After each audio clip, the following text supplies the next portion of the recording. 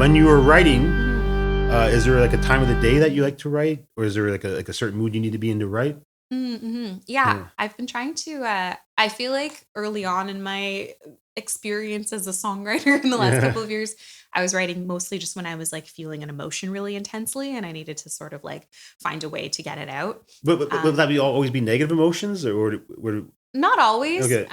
More often than not, I think, yeah, Yeah. it was Okay. Yeah. negative, which I think is true of a lot of art. But yeah. So, but I think part of maturing as a songwriter has also been realizing like, oh, this is a craft and this is something that I need to like practice in order to get better at, right? Yeah. So, in the last couple of years, I've made more of a point of like setting aside time to do it. So, like, it'll usually be like a Sunday morning. Like, I'll get up and I'll have my coffee and then I'll just kind of sit for half an hour and just kind of do train of thought writing and try and come up with some lyrics You, that way. you say train of thought?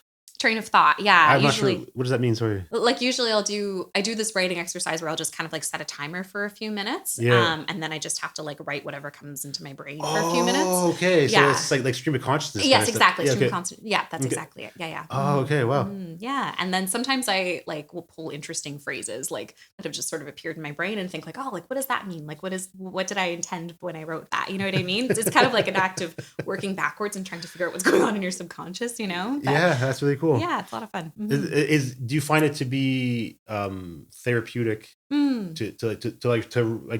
to create stuff? Absolutely. Yeah. Yeah. I think it's always been therapeutic for me. And like I said earlier in life, that was mostly in a visual art sort of capacity. I was drawing all the time and would do that whenever I had a feeling that I had to process or that kind of thing. But yeah, lately it's translated a little bit more into writing. So